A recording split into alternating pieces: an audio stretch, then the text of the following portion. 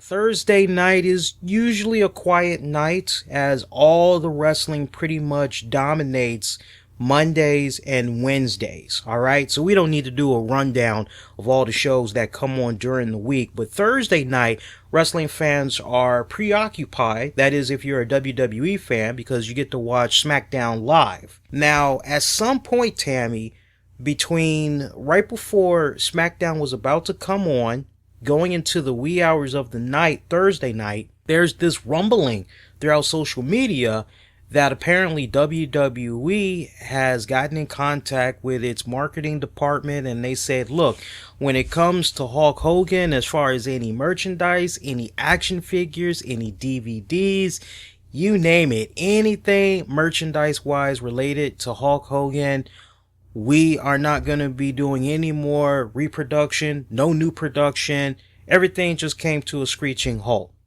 So that kind of got people going, well, what the fuck is going on? What? I don't understand. So we go into Friday. Friday is where things really start to get interesting. We hear these rumblings that WWE has severed all ties with Hulk Hogan. And then you hear this other story that says, no. Hulk Hogan, he decided that he was going to walk away from the WWE. So you hear these conflicting reports and you're like, okay, what really is going on here? You know, what happened and who's telling the truth? Did WWE terminate Hulk Hogan's contract, or did Hulk Hogan truly walk away from the WWE? What's got everybody in a frenzy? Keeping all that in mind, it turns out, you remember when Hulk Hogan was going through that nasty divorce with Linda, and it was during a time where he basically lost a good chunk of his money to Linda because of the divorce. He ended up going to TNA wrestling and all that. Well, it looks like during that time period, which Hulk Hogan talked about very candidly, that was a very dark period for him, that he was very suicidal and all that. I'm sure you all also remember how he had slept with Bubba the Love Sponge's wife, Heather Clem, and you all saw that infamous black and white clip that was going around. Hogan talking about some, I can't fuck anymore. Oh, I feel so stuffed. I feel disgusted. Oh, I ate too much. Oh, he was moping around and all that. That eventually had set up a lawsuit with Gawker, because Gawker was the ones that had came across that sex footage, and they tried to release a little teaser, and Hulk Hogan and his attorney and his whole PR team, they tried to go after Gawker. This is a long-going lawsuit that's been going on, as everything that has been related to this Gawker versus Hulk Hogan lawsuit, apparently there is tons and tons and tons of stuff that for now has been sealed. But thanks to the National Enquirer, with a little bit of help from Radar Online, TMZ also confirmed some of this information that they've been getting.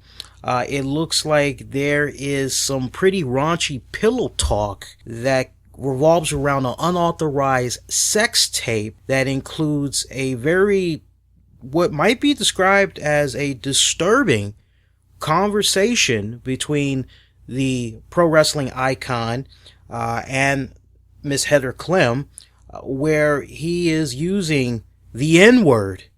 I'm going to go there because I'm African American. He uses the nigger word. I'm not talking about Jay-Z, nigga what? Nigga who? Nah, not the N-I-G-G-A. Nigger. Double G-E-R. And basically, I'm looking at a transcript, and I want you guys to really make sure you home in on this. At least as it stands right now, there is no official audio that is out right now. That could change. What is official is that there is a transcript that is going around of this raunchy conversation. Now, again, this all ties into Hulk Hogan with the wife of his former pal, Bubba the Love Sponge. Again, We know the sex footage of them is floating around, right? But there was a conversation that these two had, and this is pretty much what all Hogan said during this. Ooh, direct quote, I guess we're all a little racist, which he owned up to on the tape. This has been confirmed by the Inquirer. This has been confirmed by Radar Online. It's been confirmed by TMZ. This is what he had to say with regards to Brooke's career. Direct quote, she is making some real bad decisions now.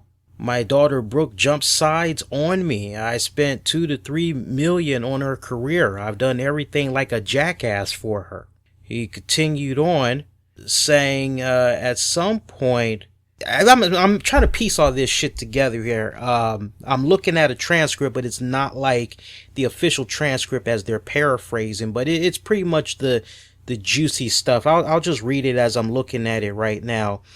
The one option Brooke had, Brooke's career besides mine, is to sell beach records. Now, at that point on the tape, the former Hogan Knows Best star also had said he figured that Brooke has been getting some pretty nice friendly help from some black billionaire guy who had offered to fund her music career. Now, he twisted that in a way where he showed bigotry at its finest, saying, I don't know if Brooke's fucking the Black Sun's guy. I mean, I don't have double standards. I mean, I am a racist to a point. Fuck niggers.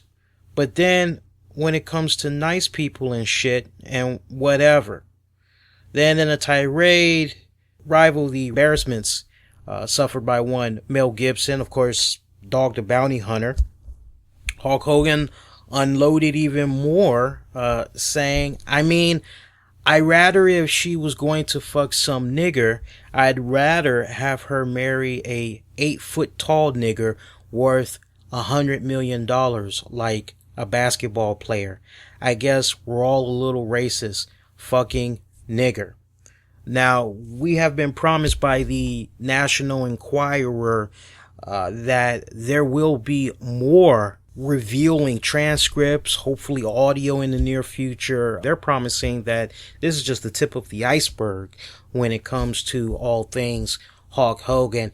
I just looked at Tammy's face and her mouth just literally dropped at all this stuff that I was saying here. Now, Hulk Hogan, he would issue a statement on the racist comments, giving an exclusive to People magazine on their website, saying, direct quote, 8 years ago, I used offensive language during a conversation. It was unacceptable for me to have used that offensive language. There is no excuse for it, and I apologize for having done it.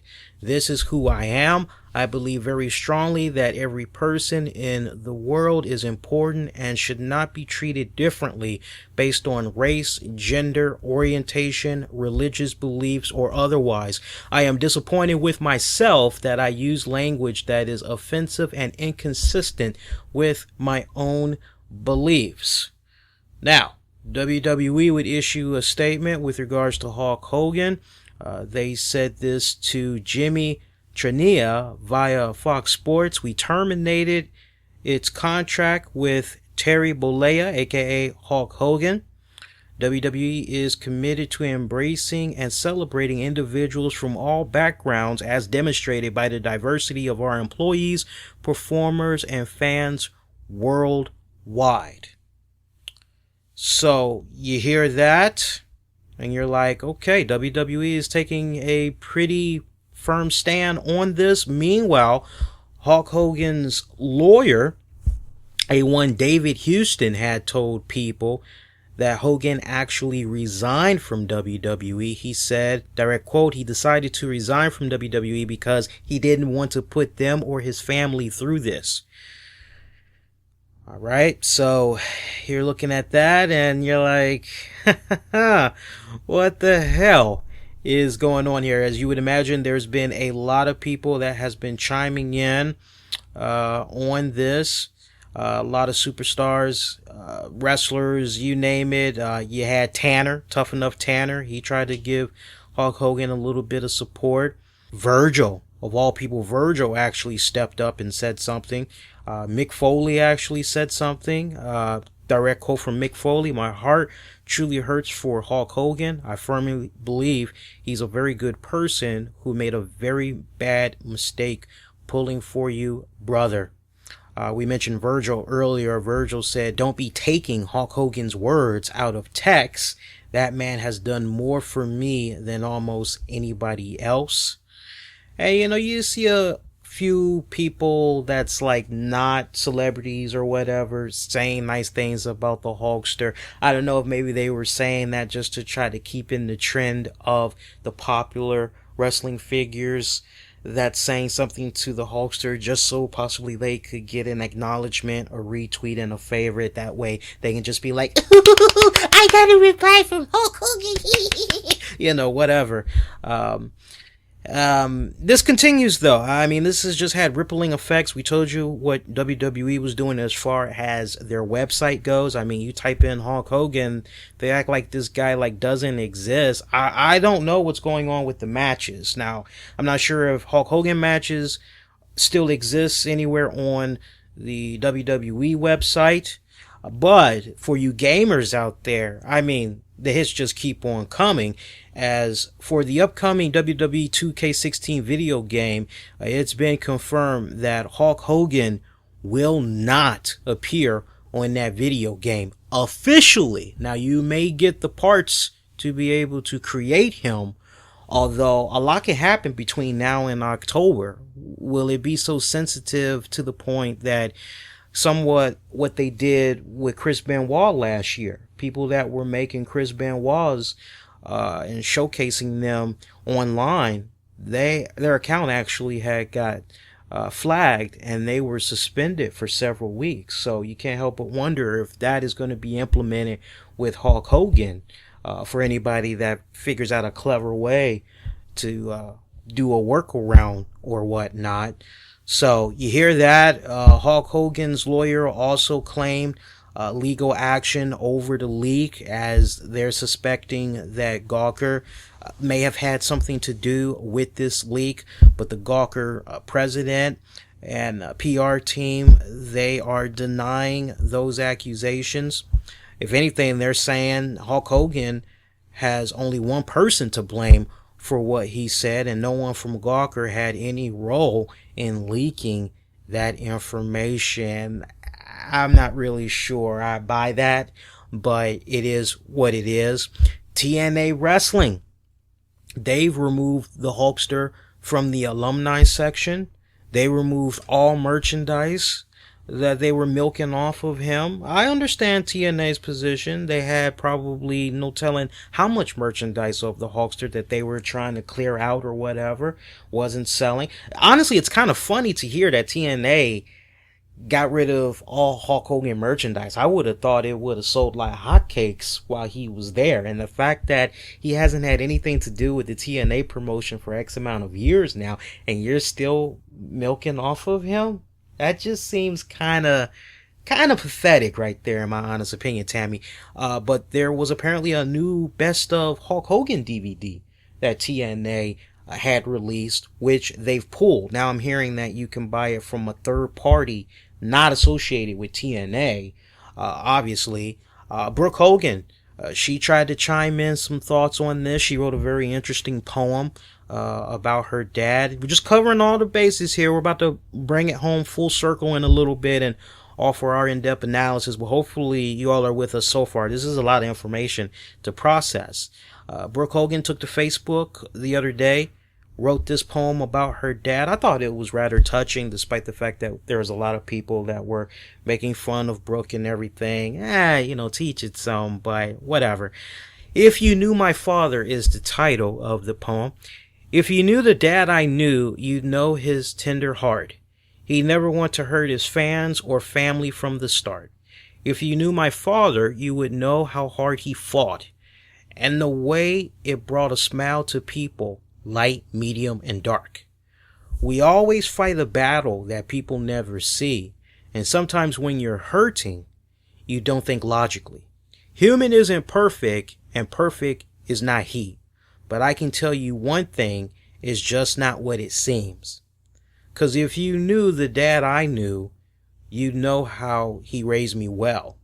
He taught me folks are so much more than shades could ever tell. And if you knew my father, you would know he's down to earth. He may have slammed the giant, but remembers life's true worth. If you knew my father, if you just walked in his shoes, then you would know that microscope that comes with yellow boots. If you knew my father, you would see your own and mine. And if he was your father, you could never find divide. 'Cause me, I bet your father or someone that you love maybe regrets something they wish they'd never done. So if you knew my father, remember he's a man, and you would crave relief if people judged everything you did. The Lord says to forgive them, don't be the one to stone. So please remember his strong arms when you were all alone. The lives he's changed, the friends he's made, the people he's inspired. It makes me sad to see my dad defeated and so tired. If you knew my father, you would know just how he's hurting, for he loves every one of you regardless of your story. And if you met my father, I know he'd give you love. He'd lift you up, apologize, and give you a hug. For those who think you know my father, remember who you are. We all can make mistakes and carry ugly scars. Because I know my father, I can promise this. Just like you and I, things we don't mean can sometimes slip. We all continue learning. This life can be so rough. So if you know my father, please try not to be tough. My father has a daughter and I have feelings too. And if I knew your father, I would do the same for you.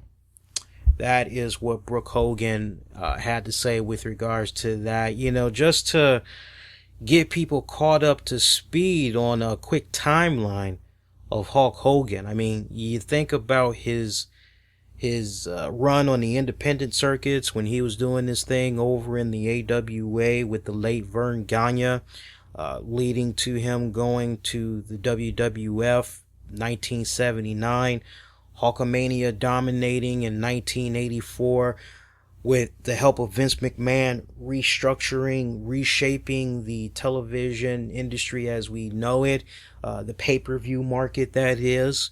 When you think pay-per-view, you think Vince McMahon. He was the original granddaddy of them all. He believed in the concept and he just had a very revolutionary mind at the time. And Hulk Hogan was the right guy at the right place at the right time. As during the 80s, they made millions of dollars everywhere that they had went. I mean, my God, toys.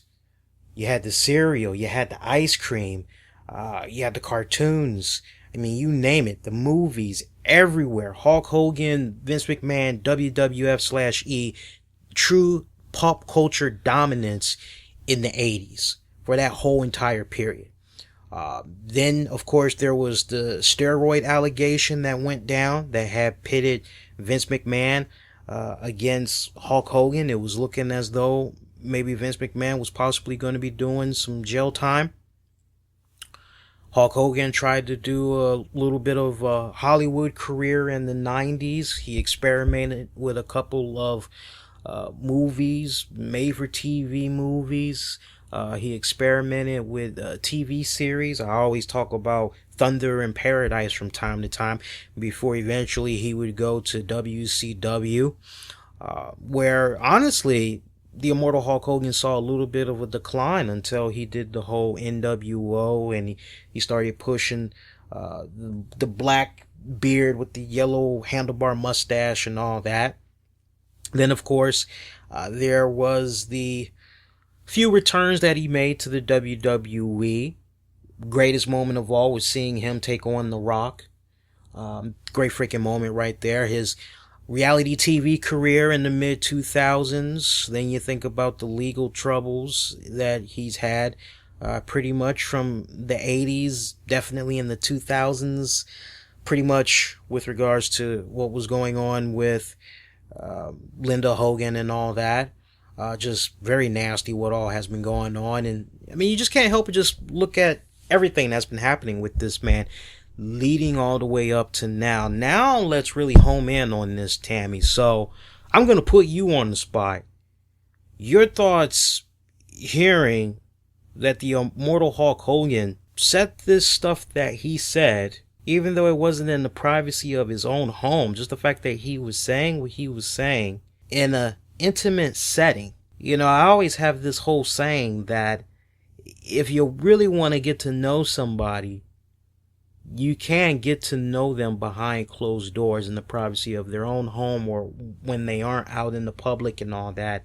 And we could make the argument, you know, just to look at all sides, we could make the argument that 8 years ago, Hogan was in a very dark place, but then at the same time, you can't help but say that might be true, but just how much of that was actually the true Hogan?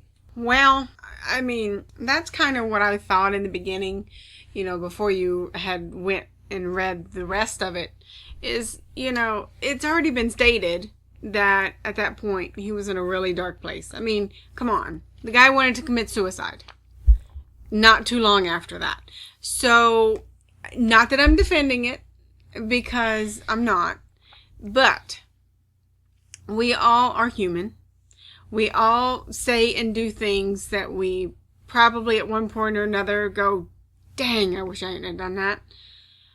And when you're in that dark place, you don't have rhyme or reason.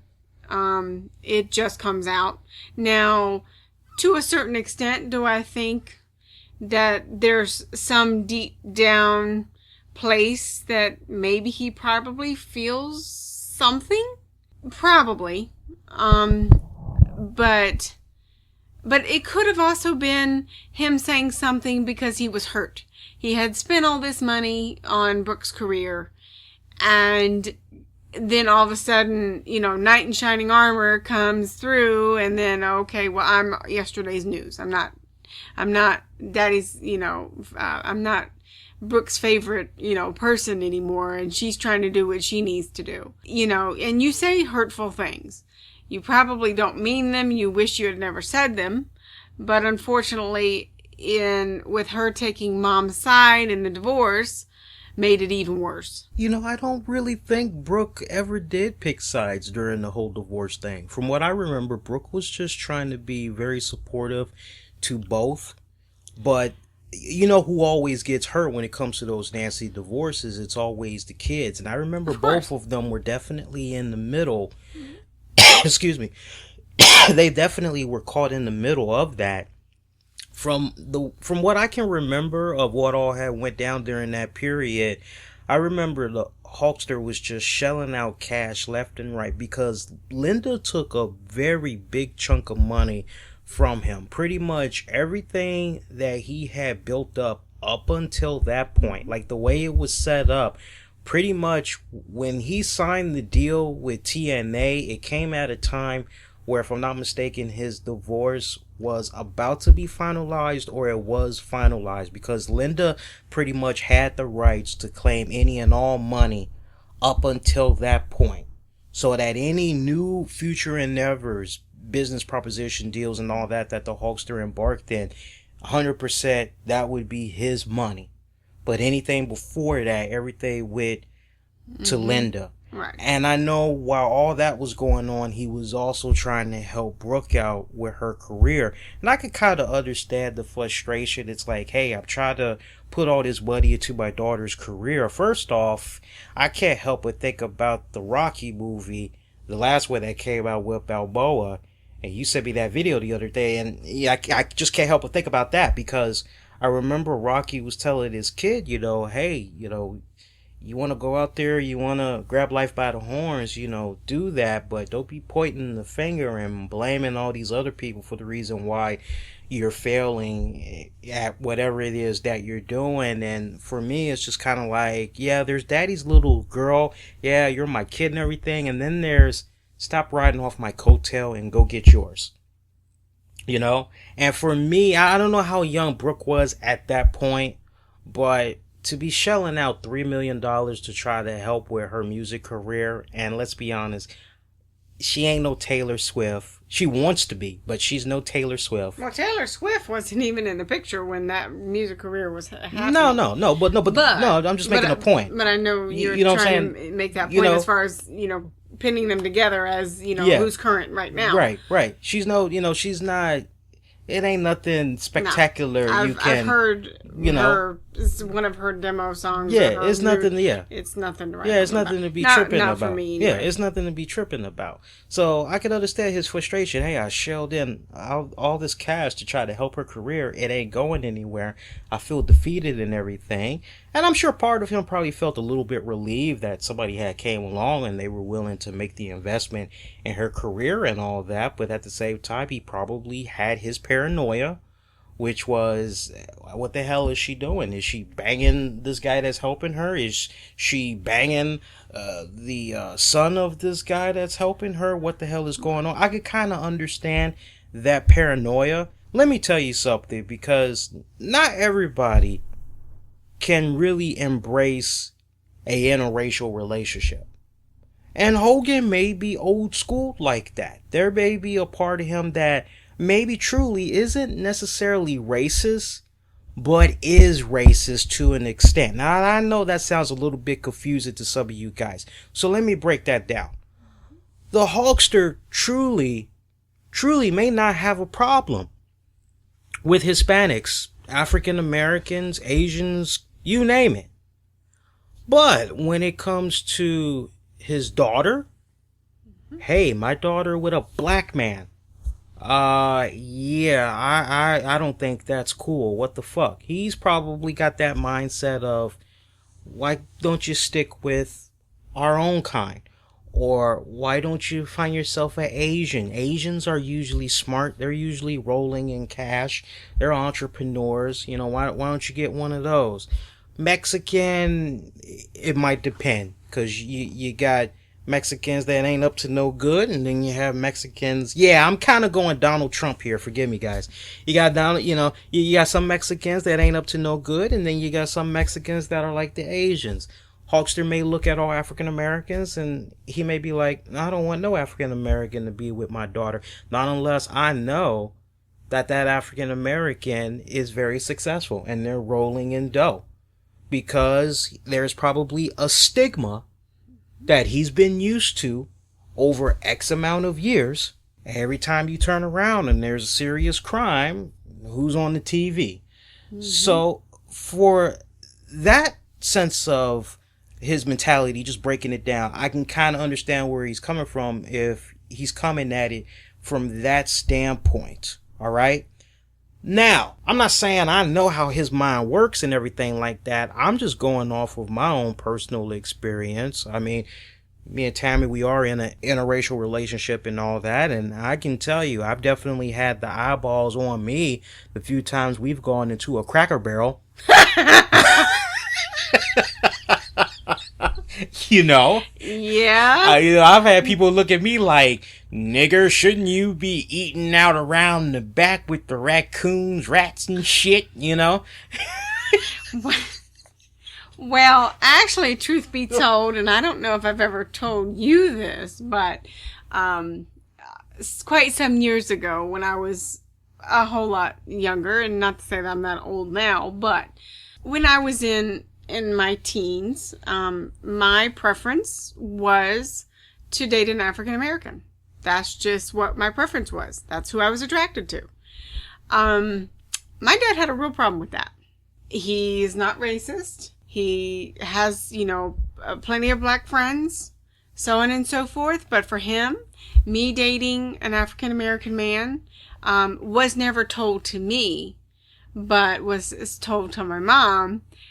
Basically, that for him that was not a good idea. And it wasn't a good idea. Why? Did you ever find out through an elaboration? Well, see, it was never really talked about, because I never brought it up with him due to the fact that he never specifically talked to me about it.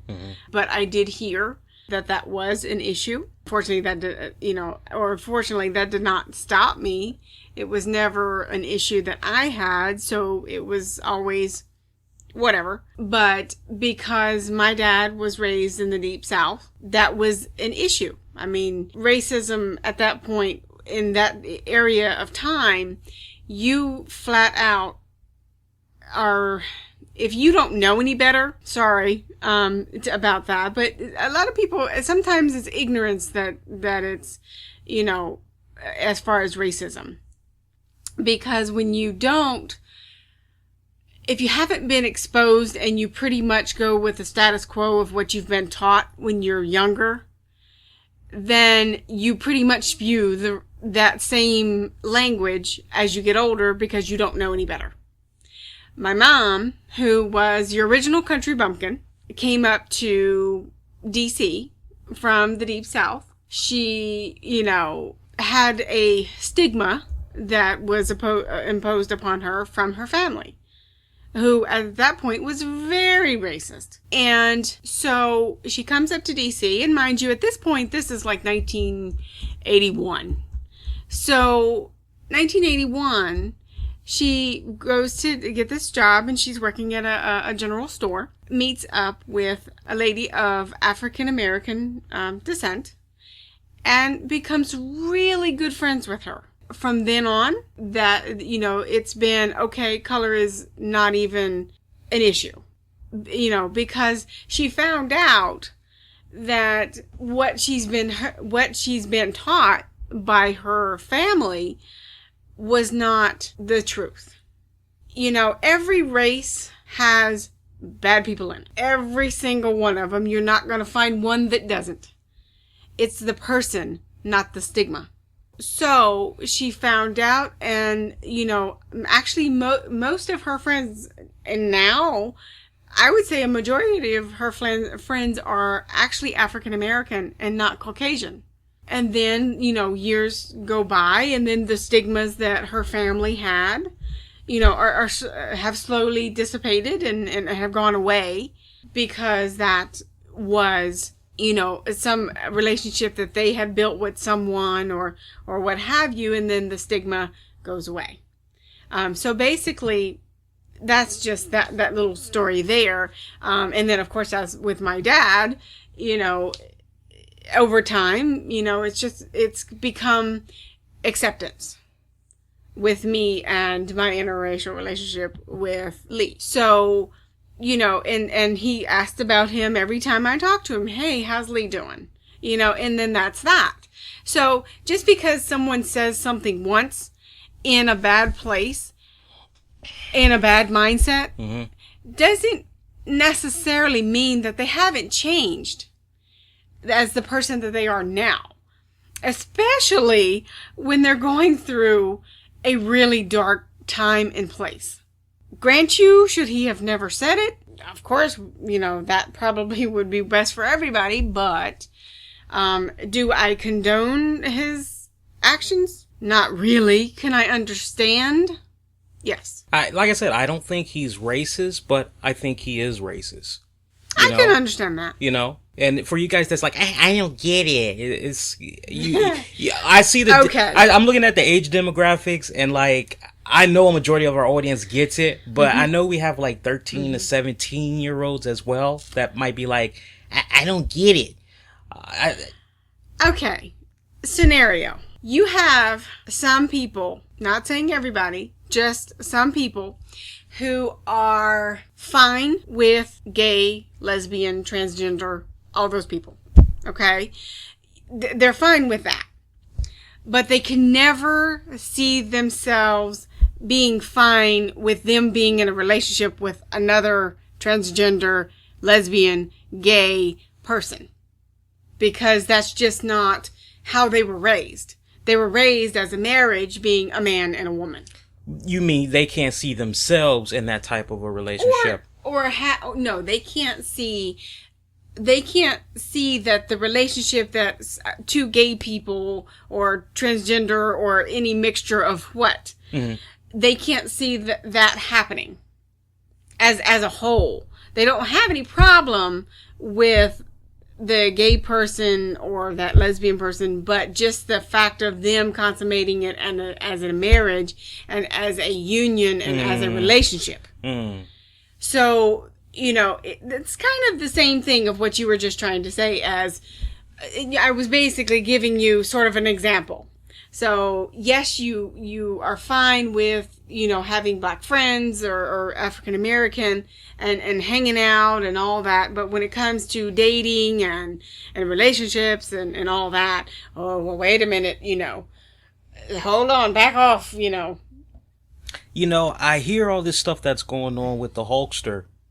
And it's like, okay, dark period and all that. But then I'm reminded about the little restaurant or beach store. I think he opened up 2 places down in Florida. I think one was a Hulk Hogan little beach memorabilia store, and I think another one was a restaurant. The one I want to home in on is the dress code at Hogan's Beach, which is a restaurant down in Tampa, Florida. We talked about this last year. There was a dress code that was pretty explicit. And it went as follows. This is what all they did not want. What they did not want in their restaurant. Plain white t-shirts or otherwise oversized t-shirts extending past the mid-thigh. Attire containing profanity. Sports or sleeveless jerseys. Excessively baggy attire. Low-hanging pants or shorts. Do-rags, skull caps, or bandanas. Really? That Hulkster wears a bandana? Really?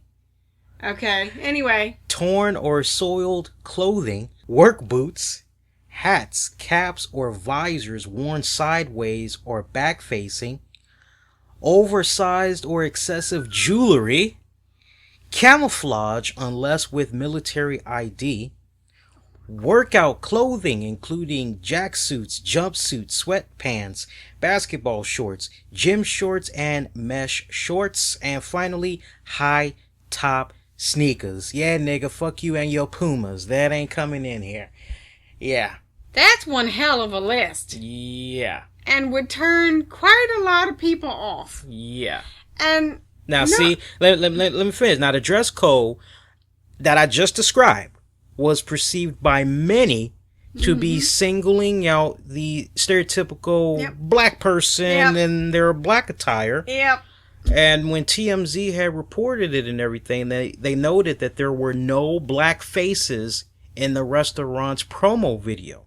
Ooh. When they reached out to Hogan, who said he only licensed his name to the restaurant and that he didn't look into it, well, check this out. In a follow-up story, Hogan told TMZ that he demanded the restaurant switches up its game, that basically the management team was trying to distance the eatery from Hogan's comments.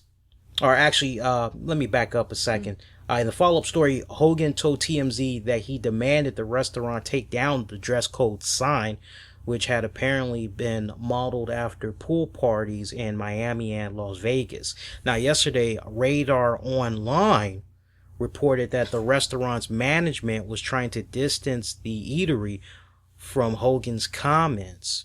In researching the story, they discovered that the restaurant's 2015 Florida Limited Liability Company annual report filed February 11th lists Hogan under his real name, Terry Bollea.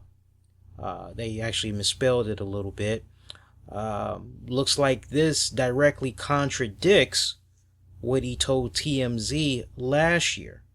Unless his status changed between September and February, then it appears that he may have been misleading TMZ in an attempt to make it appear that he had less to do with the restaurant than he actually did. So in a nutshell, when you trace the paperwork, he's attached to it. So he did know about that sign. He knew about the dress code. He probably implemented it, and he just was like, well, you know something, brother? That's just a mistake that's happening there, dude. That was just a total mishap. you know? Well, first of all, since when did the dress code for a pool party carry over to a restaurant? First of all. I mean, that's just a little much for me. Honestly, all the red flags were going off when I was hearing everything that was being mentioned. I mean, no restaurant anywhere has that long of a list of what you can't wear to their establishment. I mean, you might have one that says, hey, no shorts, or you might have one that says, no, you have to wear a dress coat because obviously it's a nice restaurant. But come on, that is a bit much. It is a bit excessive. Well, Hulk Hogan, I don't know. Let me ask you, so do you think WWE and the way they handled this, was it a bit extreme? Was it a bit too much? There's two things to that. Because they have such intermingling and intertwined dealings with Hulk Hogan because of the merchandise and the name and all this other stuff, they might have seen everything that's going to come out. Or because WWE is so kid-friendly, entertainment, and, has so many different backgrounds of ethnicity, that they're going to be distancing themselves from him because of what's coming, or what has already come out. But this is what I don't understand. Why didn't WWE stay away from Hulk Hogan to begin with? Because, I mean, just hindsight is 2020, and like, his shit with Gawker was just getting started. And it's like, if I'm the WWE, it's like, you're rolling the dice here. You might get snake eyes. Why take this gamble? Because now look at the position that they're in. They've probably, now whatever videos or footage that this guy might have filmed for them for like upcoming WWE network exclusives or upcoming DVDs, they now got to go back for the time being, and they got to edit those things. You look at his spot on Tough Enough, and I mean really home in on that. Past 2 weeks he was homing in on Patrick Clark, brother. And you got a running gag that's going on throughout social media now where they're quoting Booker T's joint, Hulk Hogan, we coming for you, nigga. You had CM Punk leading the pack yesterday saying, well, to quote Booker T, yeah, it looks like they finally got him, Well, here's one thing. Because if most of you probably have watched the Tough Enough from last week. Okay. He flat out started talking to Vanessa, the new girl. Chelsea, who he was like, oh, well, yeah, are you working out more, and so on and so forth. And then when he found out she was doing more, it was like, oh, well, And then when he started talking to her, you actually thought she was going to be in the bottom three. And then all of a sudden, here he said, well, Patrick. And then you're going, huh? And even everybody on stage, including Patrick, was like, are you talking to me? Right. Because I remember Chris Jericho flat out saying, Patrick, you're in the bottom three. Mm-hmm. So because he didn't, honestly, I don't think a whole lot of people believed it. Yeah. Because of the way it started and then went 360 degrees in a different direction. Yeah. Yeah. Do I think Patrick should have went before Kayla? No, I don't. Not in the least. Before, who are you thinking of now? Because the bottom three was ZZ. No, what I'm saying is Patrick who he was talking to first. Oh, he was talking to first? Yeah. Right. Okay, I see what you're saying. Yeah. So Karma's a bitch, though. It's kind of interesting how it just kind of came to, bite Hogan back and everything. Because you think about the week before, and it was kind of like, Hogan, why are you picking on Patrick? Yeah, that's true. That's true. 2 weeks in a row, we kind of saw the Hulkster kind of come at Patrick there, and it's kind of like, so I mean, you add that on top of everything else that we just talked about, and it's kind of like, Hogan, how do you really feel, brother? How do you really feel? Meanwhile, look, with regards to WWE, I think what they did was a bit extreme because of the simple fact. Let me explain the reason why. Let me explain the reason why. I know they're trying to cover all their ducks. You know, they're trying to CYOA. They're trying to cover their own ass. I get that. But I think this was a bit excessive. Because first off, you're talking about something that had went down 8 years ago. So let me just make a bullshit.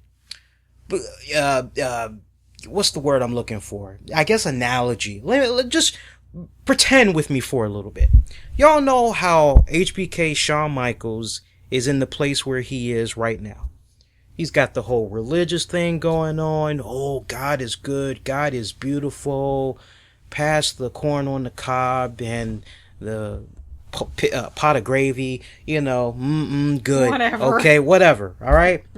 Now, let's say from 25 years ago or 30 years ago, footage of HBK Shawn Michaels pops up, right? Keep in mind, he's been involved in the wrestling industry for some decades now. So at this point, yeah, he was still relatively, I won't say young, but he definitely was making his waves 25 years ago in the wrestling industry.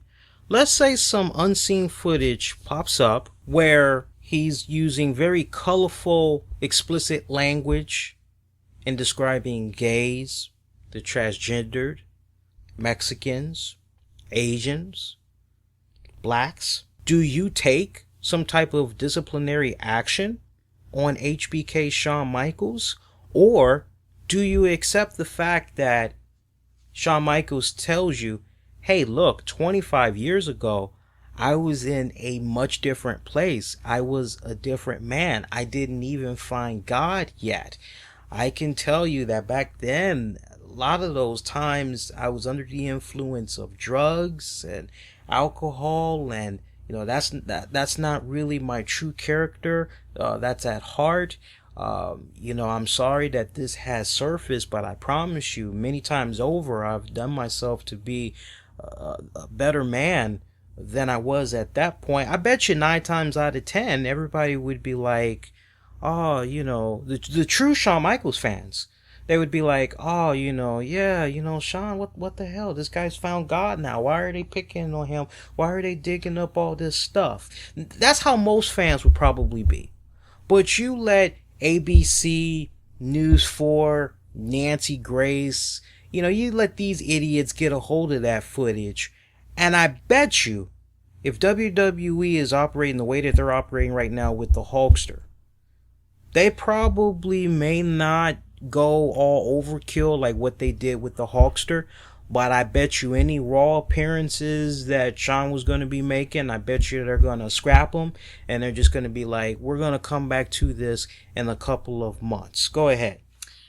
Well, first of all, and this is another person that I'm in no way defending, but who in their wildest dreams thought that as white hot as Paula Deen was before that thing came out, that she had said something, 15 years ago, 18 years ago? Mm-hmm. All of a sudden, it's now resurfaced. Let's just, for me, this is just how I feel about it. My own personal views, not forcing out on anybody, just my own personal views.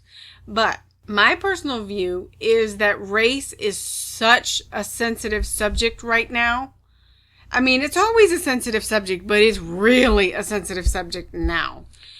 Because of the police stuff. And it's always going to be a sensitive subject as far as race. Especially Caucasian versus African American. I feel, it just seems to be because you're still going to have the people that have that stigma somewhere. Because either they were taught it or they somehow, that's where the way they were raised, which is obviously they were taught it. So that for me, it seems, what I feel. And here lately, that's all you hear on the news. To me, it just feels like we're living in a generation of sensitivity. Because that's part of it. Because I don't remember this much sensitivity going on in the 90s. Definitely not in the 80s. in the 80s, it was all about, really, really late 70s going into the 80s. It was all about expressing yourself, being free. 80s, it was about being abstract, trying to stand out. 90s just really kind of came off like breakout. But I bet you, as any of those decades, if somebody had have flat out called somebody else a nigger, it would have been all over the news. To a point, depending on how big, how powerful. I don't know. I mean, who's to say? But that's just my opinion, right. And I agree with this, the part of sensitivity. Yeah, because my whole deal is I've been seeing this for a lot of years now, and it's like, it just seems like you have to walk on eggshells. It seems like you have to always try to be mindful of what you say to people, because one person can misconstrue it one way, and then because they misconstrued it, next thing you know, it's amplified times 20, and what's put out there on social media, it's like, perfect example, you had that Panera manager who was trying to defend himself after he had fired an employee who came back to that establishment hours later, mad that she lost her job, punching the hell out of this Panera manager. And granted, you see the footage, he's like 6'11", this girl's probably like 5'8" or whatever. And you hear his coworkers and customers, they're like, don't hit her. And it's like, well, what else is he supposed to do? What, he's not trying to continue to be attacked by this person. So his mentality is, I gotta defend myself. I gotta try to subdue her. He knocks her out. Cops get there. And she willingly tells the cops, I attacked him first, and I continue to attack him. She was the one that was put in handcuffs. She was the one that was taken downtown or whatever. And Panera Corporation, the main office, they hear about this, and they make sure that not only does that girl become never eligible to come back to Panera again, but they fire that Panera manager. And it's like, we live in such a fucking PG era that we're in right now. It's fucking ridiculous. I told you a couple of weeks ago about that joke I made, and somebody just took it way, way too personal. And this was a person with his girlfriend that was like weekly, supposedly always checking out my stuff, always trying to interact on social media. And like, of all the things I say, and I've used very colorful language. I've covered very colorful topics over the years that we've been on the air. Of all the things I say and do, one little small joke they deemed was just very disgusting and disturbing, and that, I had no class.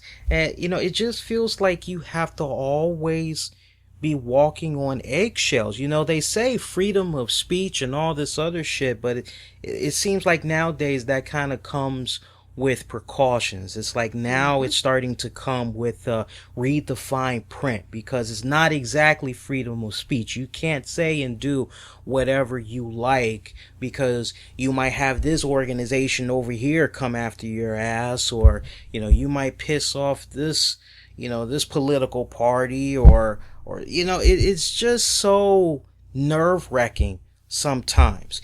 My whole thing is, if you've seen that an individual, WWE, I'm talking to you guys right now, because I know there's a couple of you guys that I know from time to time we come under their radar. For Christ's sake, they're making money off of one of our most popular videos on YouTube. So I know we're under their fucking radar. Alright? Because we ain't making money off that video no more. Alright? Those of you that know the video we're talking about, it's our Randy Orton attack. I still get comments on that video to this very day. That thing is like in the 100,000 of views, right? Stay getting comments on that thing like daily, and we haven't been able to make money off of that thing for months, because somehow it got under WWE's radar, and they were like, "Oh, we need to start making money off of that." And I'm like, "Sorry, that's ours. That's our content." Like, I can't fight it, because if I try to fight it, I know I'm gonna lose. You know, so it's like, okay, whatever, you know, but, you know, I know we have a couple of people, you know, that follow us, you know, check us out and everything from time to time, but WWE, you don't kick a man in his darkest hour. The way I was brought up, you don't do that. Especially if you know that individual has made great strides to improve their life. Instead, what you say is, hey, look, we understand this happened almost 10 years ago. We get that. But do you understand our position going forward that, like, we can't have you be a tough enough judge? Going forward, any projects that were about to come out in the next 2 months, we need to push it back a little bit. You don't do all this extreme shit like as many people have been describing it, the way WWE has operated with the Hulkster. I mean, you see the thumbnail. People type in Hulk Hogan on the website. On WWE's website. No matching superstars. I think that's a bit extreme because they're acting as if this guy is Chris Benoit.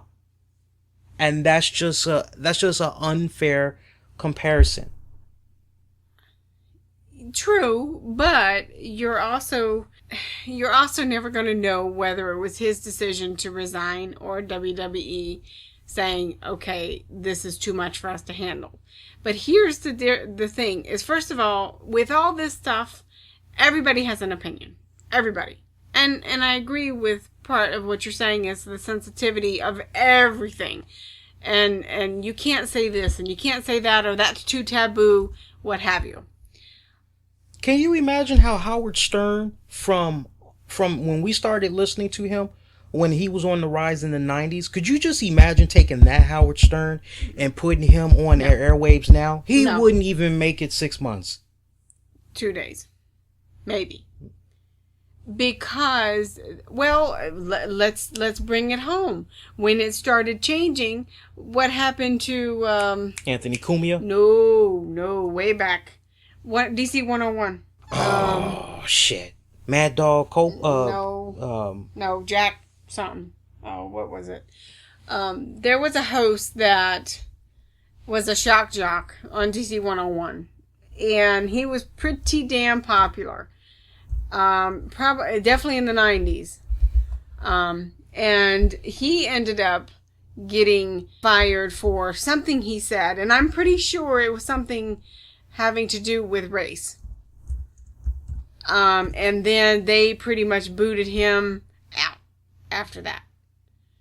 Are you thinking Elliot in the Morning? No. It was before that? No, it was in the 90s. In the 90s, He was big in the 90s. I'm shocked you don't remember his name. Yeah. You know, just in elaborating what Lee is saying, yeah, the Howard Stern that you got 10 to 15 years ago could not be on the airwaves right now. There's no way they would, first of all, they would censor him. And then after that, they just basically tell him, we're not going to. Matter of fact, didn't they do something with his show about 5 to 7 years ago? Howard Stern. With something about, you know, what he could and what he couldn't do. I think they tried. I think they tried to do something. I can't really recall right now. So, you know, it is out there. Do I agree with, you know, WWE and being a little bit too overzealous? Or not too overzealous, that's the wrong word. Maybe we don't know everything they know. And that might be one thing. Because it does seem just a bit extreme. But maybe we don't. And it's very PG now. It's not the WWF that it was, you know, way back when. It's WWE. It's kid-friendly. It's, I don't want to step on anybody's toes. I'm not going to lose my sponsors. It's that type of WWE.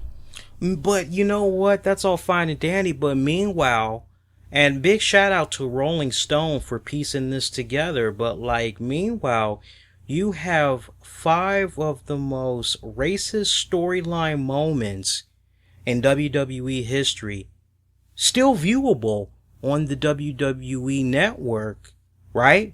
Number 1, you've got Vince McMahon saying to John Cena, nigga, from Survivor Series 2005. This is on the network, folks. And then you have the Mexicools You remember the Mexicools? Yeah, Psychosis, Super Crazy, Juvan Guerra. They had made their debut as three Mexicans riding on a Juan Dare tractor, claiming they were tired of Mexican stereotypes and the apathy towards Mexicans in general, and blah this and blah that. Yeah, that didn't really... Man, was that racist like a motherfucker.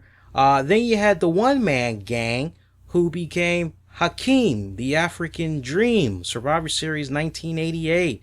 And who can forget the infamous Roddy Piper with the half black face when he was getting ready to take on Bad News Brown, WrestleMania 6 from 1990. Of course, there is the infamous, "Hey, Triple H, what do you mean, you people?" The WrestleMania 19 pre-match promo, 2003, Booker T taking on Triple H. Triple H saying very candidly to Booker T, "Hey Booker, why don't you do that thing that you're good at with your nappy little hair?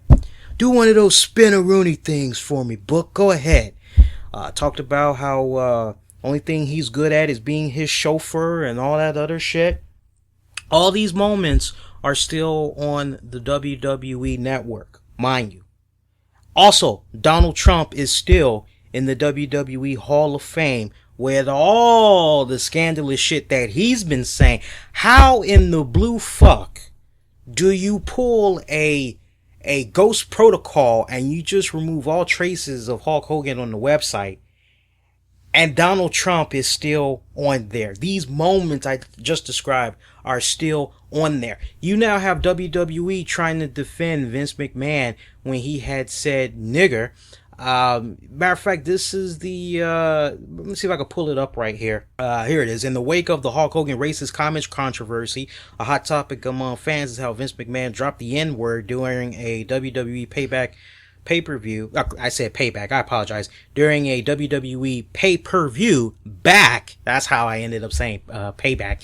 In 2005, in a segment with John Cena, Booker T, and Sharmell, TMZ has an article saying Hulk Hogan is outraged over Vince acting so self-righteous and condemning him for something Vince did in a premeditated way and on TV for profit.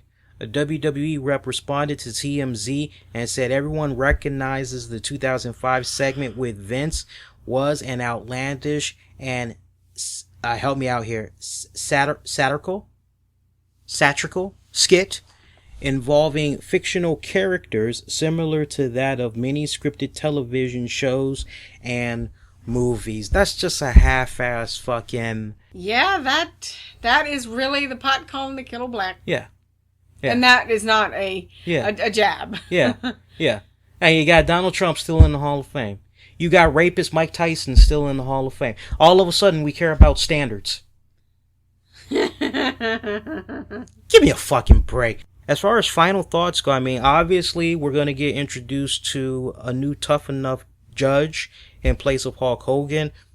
Reports are out there that it could be Ric Flair, which makes a lot of sense since he always spends a lot of time down there at NXT. Personally, I'd love to recommend Larry Zbyszko. He lives down there. He's always going to the NXT shows from the conversation that I had with him a couple of months back. He loves everything that's happening with NXT. So hopefully they can maybe do something with him rather than Ric Flair. But in either case, that's fine. Mick Foley has been rumored, and he's been very critical of the NXT product. If you want to try to reestablish trust, faith, kind of like a devil's advocate. Yeah, Mick Foley definitely has held no punches back with the Tough Enough product.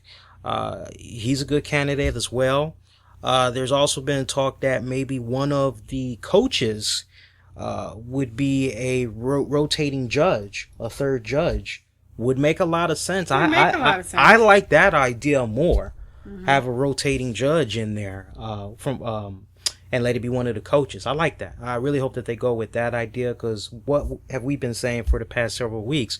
Who better that knows what's going on with these kids than the coaches because they That's spend true. more time with these kids than we see on the show. right Then we see, what the Right. 10, 15 minutes that we show of actual, right ring time that they get to Yeah. really show us what Right. they're made of instead of, right and meanwhile Daniel Bryan and Paige have to judge off of a 45-minute crop down clip. I mean, that's Yeah, I never have thought that was that's such a good bullshit. idea. Yeah, that's bullshit. Even American Idol, hey, these are your bottom 3 vote results next week.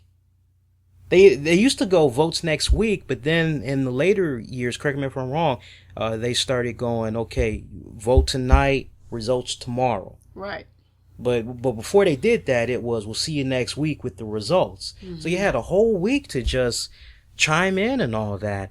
I guess what they're trying to do is pretty much get the people who are watching it to vote. How does this play an impact on Hulk Hogan's legacy going forward? He's like 63 years old now. They always say that, when you're down and out, there's always an opportunity for you to try to rebuild yourself again. If you're a celebrity and you go through a scandalous headline or controversy like this, there's plenty of opportunities for you to rebound or whatnot. But just looking at Hulk Hogan's career, his involvement in pro wrestling going forward, because that's the one thing that there cannot be any denying of. He loves professional wrestling. He lives, he eats, he sleeps, he breathes professional wrestling. This is something that he wants to be a part of until the day he dies. The way it's looking right now, at least for the rest of this calendar year, I don't think anything is going to be happening with him in the WWE. I don't even, just the way TNA is operating, I don't know if they're operating in a way just to try to make themselves get noticed, or if they're operating in a way where they too have truly been disgusted by the actions of the Hulkster. But the way it's looking, maybe a bit of both, but the way it's looking right now, WWE, TNA, distancing themselves from the Hulkster. So going forward, do you see any independent wrestling promotion willing to take a gamble? Well, first, that depends on what else is coming. What else is coming out? Is that, is this just the tip of the iceberg, or is this, pretty much okay, one and done? If this is one and done, maybe. If there's much more coming, depending on how much and what was said and how it was said, it is very, like Lee said, a very sensitive time, that we live in. As far, and media blows it out of proportion. I'm sorry, but they do. And it just depends. It really just depends on what's next, what's coming. And if it doesn't come, then one and done, maybe. But it's going to be a long road ahead.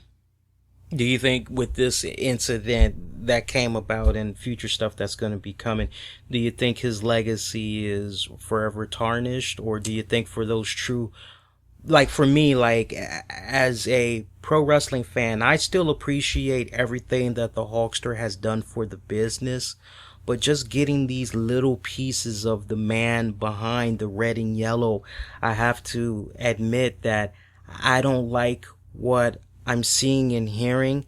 I tried to be very supportive of the Hulkster during his whole divorce ordeal. I've been there. I've faced divorce myself before, and like the Hulkster, I had my share of being in a dark place, and there was that part of me that I always was trying to be very supportive of him and everything. And when I learned how he had the whole suicidal thing going, it was just like, wow, it just made me kind of like, come on, man, pull yourself together, because it's like I've been there, and it does get better. You just got to hang in there. You just got to keep fighting. And so he won me over from that morality standpoint, that human connection standpoint. And then the great Hulk documentary that we saw, Saturnmania. And you're like, wow, the fact that Hogan just has this great relationship, with this fan, it just made me respect him even more. And then you just hear this shit, and I'm very conflicted. I still respect everything that he's done for the business, but the man himself, Terry Bollea, I'm at a point right now where it's like, I don't care to get to know that guy. Well, it's been said before, and it's been said that, and I've said it to you, but basically, the persona and the real person are very different. Sometimes they align, but what you know of this person, Hulk Hogan. You don't know Terry Bollea. Mm-hmm. That's what you know. And what you are seeing with this video is Terry Bollea. Because he's in the comforts of his own home. He's talking to what he considers a friend, I guess, acquaintance. And so you're getting that person.